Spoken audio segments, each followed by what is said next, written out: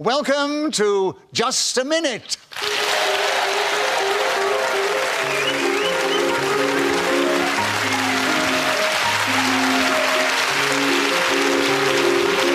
Hello, my name is Nicholas Parsons, and as the Minute Waltz fades away, it's my huge pleasure to welcome you to this special edition of Just a Minute from the BBC Television Centre. This year marks the 45th anniversary of Just a Minute. And to celebrate over 4.5 decades of radio success, they finally decided to let us deviate our way onto your television screens. So without further ado, please welcome to the show 4 talented performers. And they are, seated on my right, Paul Merton and Tony Hawks, and seated on my left, Sue Perkins and Graham Norton. Please welcome all 4 of them.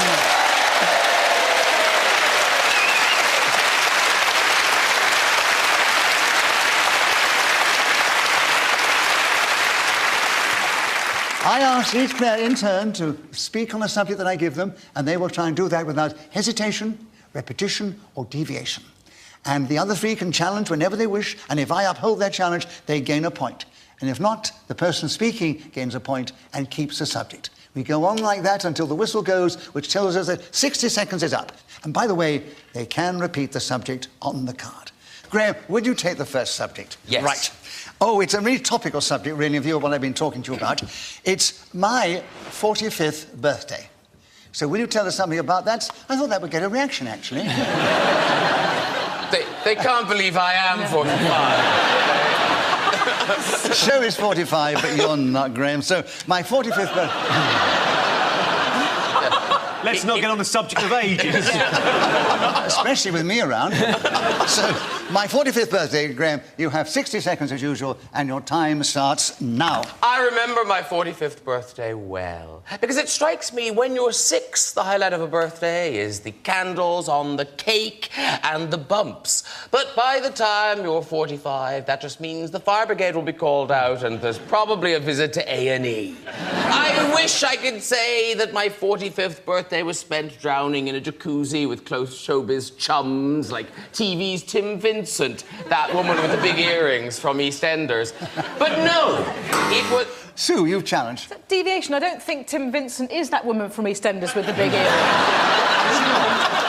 At least, I mean, he may well have, I don't know, deviated subsequently. It was a list. It was a list. The comma was not apparent, Graham. No, I think what Graham was doing, he was actually sort of saying that he's got more than one friend. He was being very cocky, in fact. Yeah. Sue, I'm going to give you the benefit of the doubt. Oh, I love it. Which means you have a point for a correct challenge. You take over the subject. There are 30 seconds still left, and your time starts now. My 45th birthday is so... Graham. Surely not, Sue. I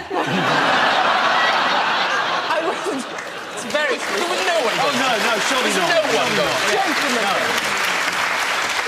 You can't remember. Well, I mean, she may well be about to talk about the future of things. Yes. I mean, Oh, yes. She may be about to say is coming up in 8 years' I time. know, but I didn't want to hear... 15! Well, let's not get Graham. stupid about it. I mean, you know. Graham, what I'll do is give you a bonus point for chivalry. Why, thank you. But Sue was interrupted, so she gets a point for that. She keeps the subject. There are 28 seconds still available. My 45th birthday starting now. My 45th birthday is so far away in time that worlds may rise and fall, civilise it... Paul's Well, challenge. surely you can remember it. It can't have been that long ago. She said it's in the midst of time. Yeah, Future! Oh, I didn't make that clear. Can I just say you're looking lovely tonight? Point for chivalry. that's it. All right, give you a point for chivalry and leave it with Sue. It's easy as that. OK, fair enough. Right, OK. All right, Sue, they decide they're all going to be chivalrous. You keep the subject, and you have 24 seconds. My 45th birthday starting now. I'm 32 plus VAT, so for me it's a long time away. But I look forward to the invitation from Graham, where I can share showbiz fun and jollity in a filled jacuzzi stuffed with Tim Vincent and that bird off EastEnders with the enormous earring. He may or may not be the same person. Who can possibly tell? Paul, you challenge. Oh, do we have repetition of person? Yes. And you've got in with 7 seconds to go, and your time starts now. I can well remember the guest list at my 45th birthday. In fact, when I look around the audience now, I can see several familiar faces who were there.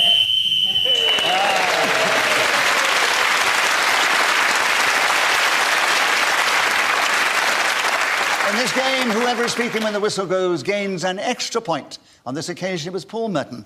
So, Paul, you're in the lead at the end of the first round. Lovely. It's not surprising, because very few points have been scored. Anyway, let's move on. Let's take the next subject. And, Sue, we'd like you to take the next one. Oh, God, it's embarrassing now when I tell you what it is. The worst smell in the world. Sue, will you try and tell us something about that subject in this game, starting now? A Northern Line tube carriage at the height of summer. A sweltering afternoon at rush hour, with head embedded in moist armpit of a commuter, with the heady fug of crotch and tobacco emanating from the seats below. What could... She's still talking about her 45th birthday party.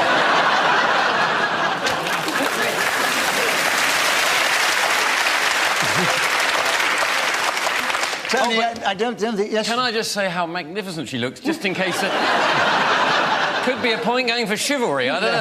But as the audience enjoyed what you said so much and gave you even a round of applause, I will give you a bonus point for that. But Sue was interrupted, so she gets a point, keeps the subject. There are 42 seconds available, and your time starts now. What could add to that olfactory journey but the sound of polystyrene squeaking and suddenly fried chicken emerging? Oh, if only we knew the special ingredients that go into that incredible smell bomb that gets detonated every time one attempts to make a journey, say, from Euston in the centre of town. Graham, you're challenged. Repetition of journey. Oh. Yes. Yes. On the Northern Was Line. it really? Was it really? Okay. Oh, you are good. You looked as if you were trying chancing your arm on that, but it was right. It is correct. No. It is correct. Yeah, no. Yes. Yeah. So you have a correct Yeah, challenge. Sky Plus all you want. She said it twice. So, Graham, another point to you for a correct challenge. And there are 23 seconds still available, and your time starts now. A hand-knitted jumper that's been caught in the rain. Oh, the whiff of wet dog off that. I did think that was the worst smell in the world until I got some canine friends and... Ooh, they can... So you've challenged. Repetition of ooh.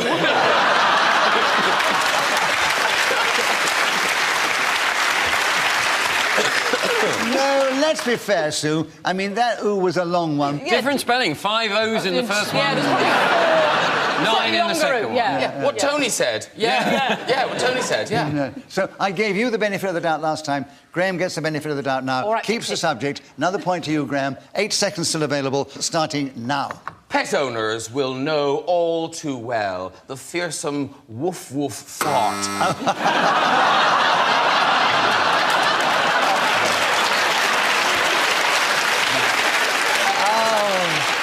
It's so easy I to... see what I've done there.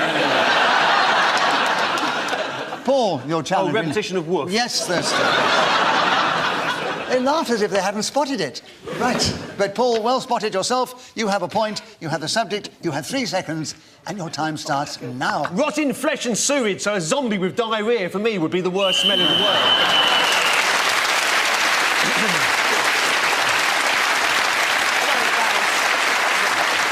So Paul Merton was then speaking as a whistle when gained that extra point for doing so, and he has increased his lead at the end of that round.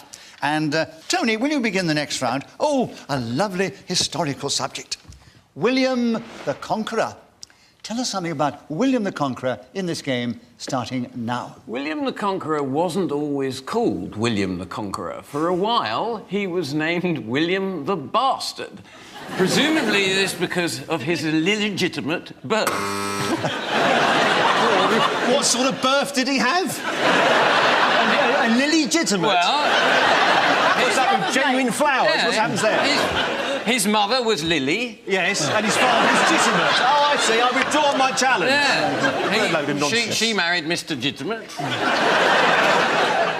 An illegitimate birth, obvious. Yeah. Tony, it was what we interpret as hesitation, Yes. because you did stumble over the words. So, Paul, another point to you, and you have 48 seconds. You tell us something about William the Conqueror, starting now. I know nothing about William the Conqueror. Deviation. Why? Because he doesn't know anything about William the Conqueror. But the point is, in this game, whether you know anything about the subject or not, you've still got to try and keep going without hesitation, repetition, or deviation. So, If you it say you doesn't don't- matter. Oh, OK. It doesn't matter. He doesn't know. It's up to him to try and bluff. I'm certainly looking forward to the next minute. though. So, Paul, you've got another point. Yes. And you have 48 seconds. William the Conqueror, starting now. From William's early childhood, people could... Tony, you challenged. I don't believe him. No. He doesn't know anything. I'm not I haven't said accepting it. anything yet. He hasn't established He obviously had anything an yet, early childhood. He wasn't born middle-aged. Like some of us. You know what I mean? No, I think you justified the fact that it was an incorrect challenge, Yeah, Paul. all right. Another point to you, 46 seconds, starting now. William the Conqueror strode into his mother's house and demanded... Sue, you've challenged. Is he still young? Because striding, I mean, it's quite an, you know, it's an emphatic thing for a toddler to do. I'm just not buying it. I'm just not buying it, Nicholas. I think toddlers sometimes I'm also strike. trying to get Paul the maximum amount of points for knowing nothing about William the Conqueror. I'm doing better on this subject. I know nothing about it than any subject I've had all day. So you've got another point for an incorrect challenge, Oh, good. Paul. And 43 seconds, starting now. Everybody in the neighbourhood hated William the Conqueror. They despised the fact he used to go off conquering and not send his mummy. Poor mother wouldn't send her... Graham challenged. Repetition of mommy. Yes, but I said mother before. And then I said mother after you buzzed. Okay. You said well, mummy- the good thing, I've given you a point. I just Yeah. want to, that was my main aim. Yeah. So, Paul, you've got another point, increasing your lead. You've still got 35 seconds. How many seconds? 35 seconds. To talk about something about which you know nothing. Yeah. Time starting now. I've got a cat called William the Conqueror, and he's a lovely little creature. He's part moggy, and another part of him, that's two parts. right. Hey! No more. Sue, you challenge first. Repetition of part. Yes. Yeah, absolutely. Repetition Well of part. So, Sue, you have the subject now. William the Conqueror. Tell us something about it. 30 seconds to go, starting now. William the Conqueror was a Duke of Normandy, got bored and thought, I'll have a bit of England. Harold was ruling it at the time, dubious lineage, but the problem was Edward the Confessor hadn't got any kids. So he She knows too much about William.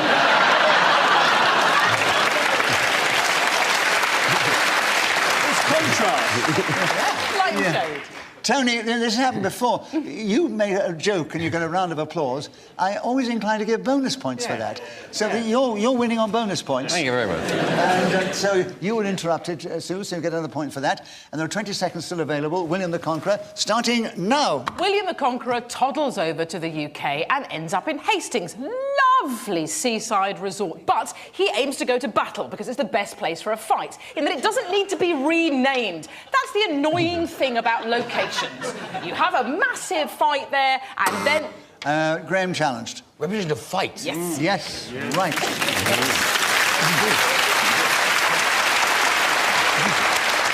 Graham, it was a correct challenge. And you've got in with 3 seconds to go.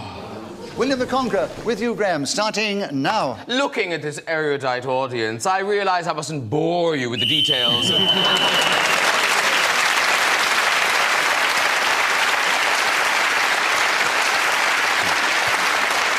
So Graham Norton was then speaking as a whistle when gained that extra point for doing so. At the end of the round, Paul Merton is still in the lead, and Sue Perkins and Graham Norton are equal in second place, and then Tony's bringing up the rear with all his bonus points.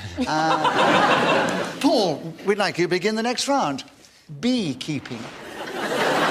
Can you tell us something about beekeeping in this game, starting now? Due to the terrible ecological climate that we now live in, bees are actually missing out on existence. We have to, all of us, encourage to keep our... Oh, God's sake. There's like 5 mistakes in there. Hesitation. Yes, indeed Yeah, it was. Yes. Right, there are 51 seconds still available. Sue, you tell us something about beekeeping, starting now. Bees are stoners. They love a bit of a smoke to calm them down. Nothing signifies... Graham's challenge. This is inappropriate, I feel. It's a celebration of just a minute, and I don't think this should be in the They're program. mellow bees. We shouldn't be encouraging insects to break the law, should we? No. I don't know what your challenge was, Graham. I was just stopping it, that's all. It was more of an intervention, I think. don't think it was a legitimate challenge. OK. So Sue It's your keeps the programme. subject.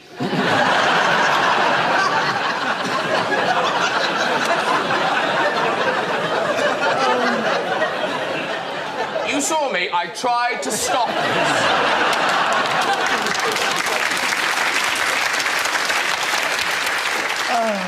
The darling boy's in a huff. Graham, because they enjoyed your reaction, I'm going to give you a bonus point. Now, was that hard? Was that hard? Thank you. But Sue was interrupted, so she keeps the subject. Can I just say, Sue, you're looking particularly beautiful. Chivalry. Yeah.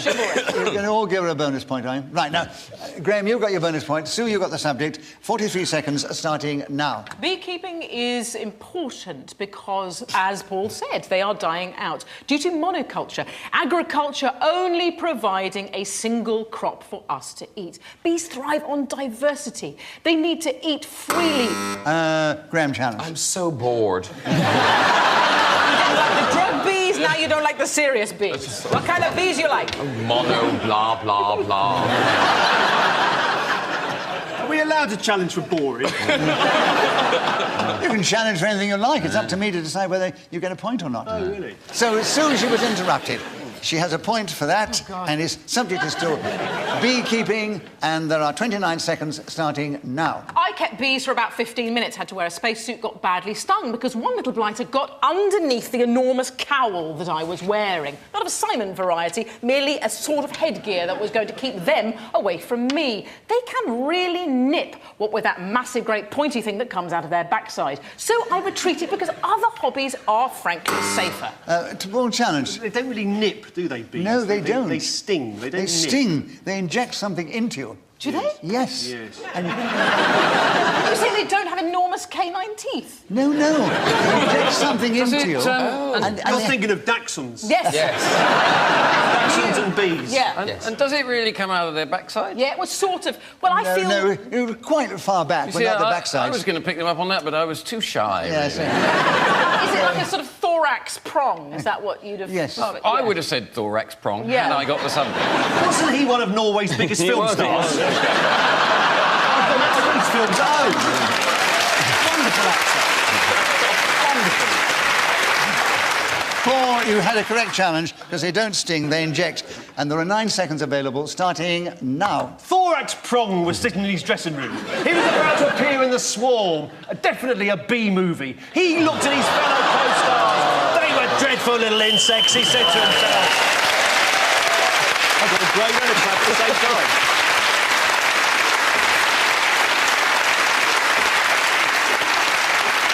So Paul Mullen was then speaking as a whistle went, gained that extra point. So what have we known? Graham, it's your turn to begin again. Oh, yes, it's almost what you did just then. Throwing a tantrum. Right. So will you tell us something about throwing a tantrum in this game, starting now? Some days I so long to have the emotional freedom of a 3-year-old child, to have myself prostate in a supermarket. Sue Challenge. Prostate? Yes, I don't know that they do them in Tesco's. it's their finest range. Every little helps. No, we should all have our prostate seen to occasionally. I don't need mine. Sue, you challenged, and you was correct. And there are 50 seconds available still. Throwing a tantrum, starting now. What you might not know about me is that I am the Mariah Carey of factual entertainment, and unless there is a huge collection of freshly born puppies in my dressing room and only blue M&Ms, I will have... Tony challenged. M and M's. Yes, I was going to say repetition of M, M&Ms. but as Paul has pointed out, thankfully, she said M the first time and M's the second time. So what I'm going to try and do is cleverly work a bonus point out of this by saying how magnificent you're looking this evening.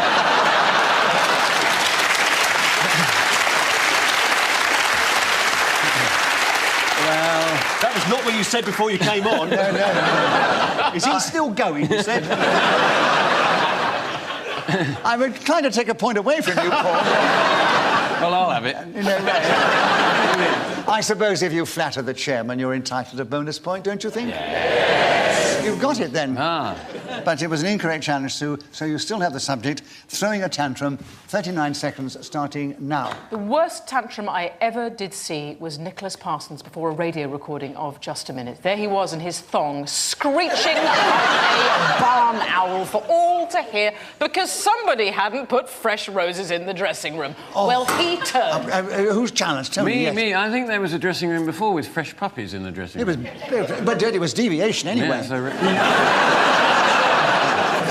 No, Tony, you've got the subject. And you have throwing a tantrum, 24 seconds starting now. You cannot be serious! We can all remember these amazing tantrums of John McEnroe during Wimbledon and how the crowd were delighted by them in some sort of perverse way. Although this behaviour was clearly appalling, they loved it and they bemoaned the fact that the tennis people today do not carry on with such vigour and passion. They would like to see more of it.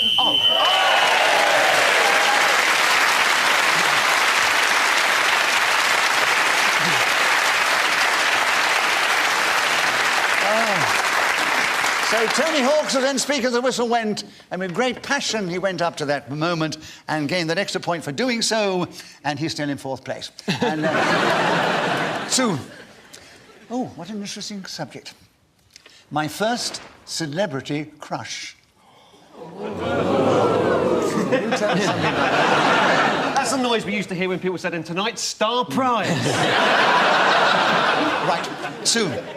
Your turn to begin. I've got first celebrity crush, 60 seconds as usual, starting now. My first rather improbable celebrity crush was Jan Michael Vincent from cult mess Airwolf. What an extraordinary voice, which I thought at the time reeked of sexual allure and promise. But in fact, he probably had laryngitis. It was as if his tonsils had been grated by a Parmesan shaver. And when he took off his spectacular aviator sunglasses, his eyes resembled raisins in a half-baked sponge, and yet something about him appealed to my teenage self. The way he sat, pigeon-chested... Tony, you challenged. I think there may be a repetition of way. Yes, the way he sat and the way he did this, yes. Well listened to. He's on his way now. So you have 27 seconds, Tony. My first celebrity crush starting now. My first celebrity crush was when Luciano Pavarotti fell on me in a party. It was absolutely terrible. I was underneath him for quite some time, hospitalised for 4 weeks, tried to bring a court case against him. He wasn't having any of it. He had all the best lawyers in Italy, and you know how corrupt some of them can be. Berlusconi, he'd organised the party we had afterwards.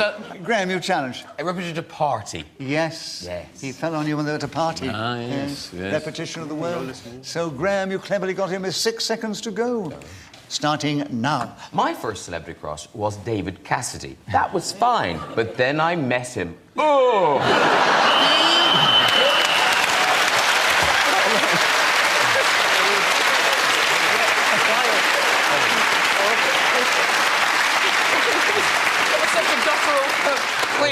We don't want the whistle, do we? How bad was it? We want to hear more. That's all you need to know. You just, Anyway, Graham Norton was then speaking as the whistle went. And, Graham, it's your turn to begin. Oh. Is it tea time? That particular little tinkle tells me that we have one more round to go. Let me give the situation as we move into the final round. In ascending order, Graham is trailing Tony by 2 points, and he's trailing Sue by 2 points, and Sue is trailing Paul by 2 points. So that is the situation in ascending order. And Graham, it's back with you to begin. everything to play for. And the subject, a lovely one, Venice. So tell us something about Venice in this game, starting now. Venice is the city of romance. So vital is that town to lovers, and so drawn are they... Tony challenged. Were there two so's quite close together? Little tiny words. I breathed several times during it as well. Listen, everything to play for, it was dog eat dog. I'm coming last! Kick me while I'm down. Well, it was a correct challenge, so maybe I should give it to him, unless you want to give it back to him. No, it's fine. Can I just say, Nicholas, how youthful, handsome, debonair, charming and sophisticated you're appearing tonight. It's a real joy to be sat next to you. And is that cologne you're wearing, or just a natural, uber-fertile man musk that's emanating? So you need more than one bonus point to win. Man musk might have given me 2. All right, give it a bonus point.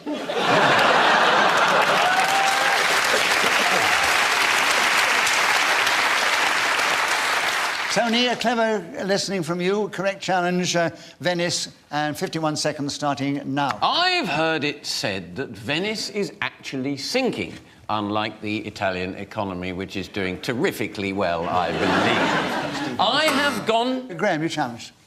Yes, I did. The Italian economy. It was deviation from sense. Yes, Graham, that was a correct challenge, and we're very quick on that one, I must say. And 2 seconds starting now. A lot of people wonder, how did they build Venice? Well, happily, I've talked to Nicholas. He was there when it happened. And he told me how they put down rushes and mats and then spat on them. And then they got some mud. Sue, you've challenged. Well, he's both hesitating there and also deviating. Why? Well, I don't believe that Venice was built on a series of rush mats on the water, because matting's quite The man absorbent. there's nodding. And how old's he? No, so I give you the benefit of the doubt, Sue. Venice is with you. 26 seconds starting now. Ah, Venice. Indeed, the city of the true romantic, which is why I only did a day trip and then went on to somewhere like Milan. Heavy, hardcore, industrial and loveless. But when I was there, I was delighted to see the Vaporetto, the water taxi that transport you from Marco Polo Airport to the heart of that great city, where you can stare... Tony challenged. I think she said city before. Yes, you did. Yeah, repetition of city. Yes, Started off with city. Yes, you That'll did. be city. And so, Tony, you got back in with a subject which probably pleases you very much. And you have only 6 seconds to go, starting now. I went there once, many years ago. What a romantic occasion. Lost my virginity. Terrific evening it was. I stood there. Huge people came past looking through the... Wait a minute, Oh, no, I haven't finished. I want to tell them. Can I just say, I was there and it was Rotterdam, not Venice.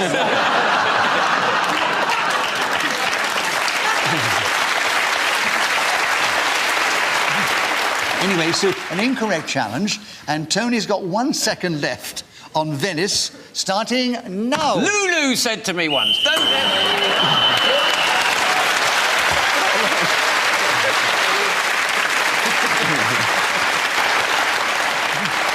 So it now remains for me to give you the final score in this exciting edition of Just a Minute. Graham Norton, who's given such wonderful value, and we love him dearly on the show, he only just finished in second place. He was 3 points behind 3 people who are equal in the lead. So it couldn't be fairer than that. Paul Merton, Tony Hawkins, who were 3 equal winners. Oh, I love it when it works out as fair as that. So we do hope you've enjoyed this edition of Just a Minute. From us, goodbye, and don't forget, be with us the next time we play Just a Minute!